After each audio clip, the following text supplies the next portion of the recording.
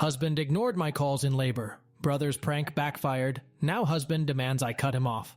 My husband and I got in a fight prior to my daughter's birth a week ago, when he casually suggested a paternity test for our daughter when she was born.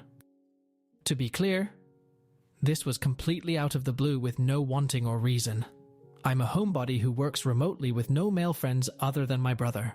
I told him that he was accusing me of infidelity, and he said he just wanted to be sure, and kept bringing it up until I told him, after 3 days of him asking and the stress starting to make me physically ill, that I didn't want to talk to him and left to my brother's house. I called him while I was gone and tried to work it out, but he refused. After all this, I went home the next day to grab some things while he was at work, and I went into labor. I called him 16 times, before calling my brother, who called him another half a dozen times himself, while on the way to pick me up, and then on the way to the hospital. It was a horrible and traumatic birth. I started crowning in the car, and the doctor delivered my daughter in the back of my brother's van because I was too far along to move me, before rushing me in when I kept bleeding. It was horrible. I hated it all. My brother's wife, who is a nurse, even told me she honestly thought I wouldn't make it. I also opted for a hysterectomy, as it came to that, or something more dangerous. I only ever wanted one or none, but my husband wants a large family. I'm trying to bond with my daughter, but it's been hard. The point is that during this, while I was returning from surgery, 10 hours after I called, my husband finally responded and asked why I hadn't answered his call. However, my brother had my phone and was so angry that he said, "This is Op's brother. I'm at the hospital. She didn't make it," and turned it off.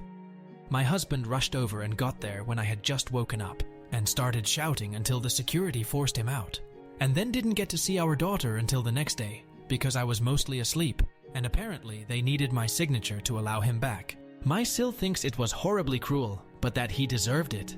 But my brother stands by his prank and says that he only gave my husband 10 minutes of the same fear he had felt at my side for 10 plus HRS. Whenever he sees my husband, he also keeps telling him that I nearly died because we waited for him. My brother used to be mostly indifferent to my husband, but now he absolutely hates him. You can see it in his face whenever my husband enters the room. And he's been visiting a lot because he doesn't trust my husband to care for me while I'm still healing. My husband is furious that he won't apologize and that I won't make him, and yelled at me when I said that the only reason my brother had my phone was because he wasn't there. I am trying to be empathetic. I know he feels guilty. I've spoken to my therapist and she says the apathy I'm feeling is likely general and not solely focus on him from lingering shock from the trauma, but didn't say much about the prank. My MIL has been texting me to say that my family is horribly cruel for the prank and that I should go no contact with my brother, and now my husband is saying the same. I just don't know what to do. I'm not in a good headspace. It's been hard to be in the same room with my husband, and I've been sleeping in the guest room with my daughter. He brought up the paternity once, and I just exhaustedly told him to either get out of my face or go stay with his mom if he's planning on stressing me out even more. I really don't feel myself, and yes, I am taking the likelihood of PPD seriously, and my therapist who has suggested that it may be PTSD too. However, I just want more opinions because I just don't know. Update 1. So, I don't think this will be something we can come back from. I just don't think I'll be able to heal with him because there is no way he didn't know it was me calling, and he still hasn't told me why he didn't answer.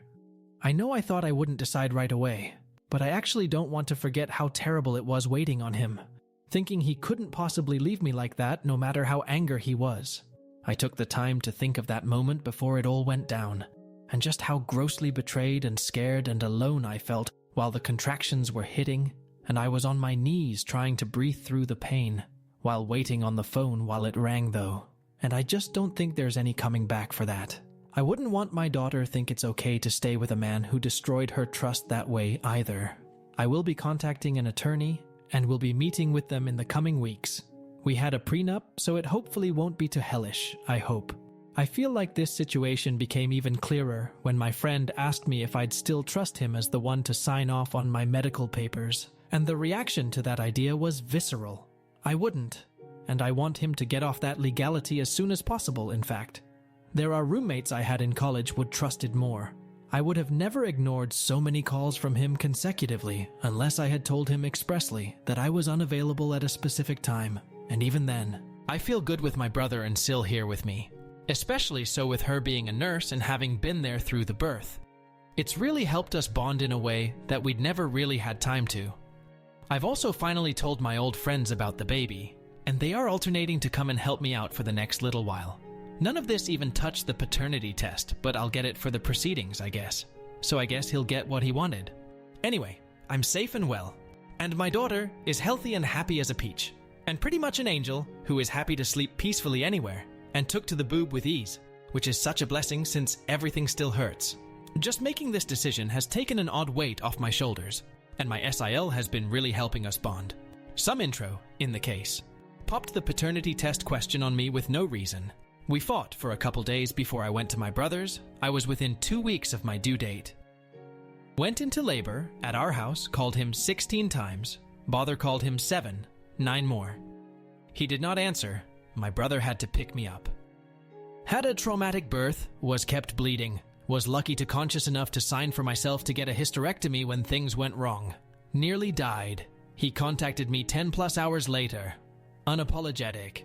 Has mentioned the paternity test against the week plus since. Still has not told me why he didn't answer. I will now be going forward with divorcing him, as I no longer trust him as a partner. We do have a prenup, me with my house and my business, and him with money from his family. I do intend on filing for full custody, as I think his reaction, whether spiteful or not, was dangerous, and as a father missing calls. 23 plus in a row could be a life and death situation. Is it always worth investigating infidelity in divorces, if it's suspected?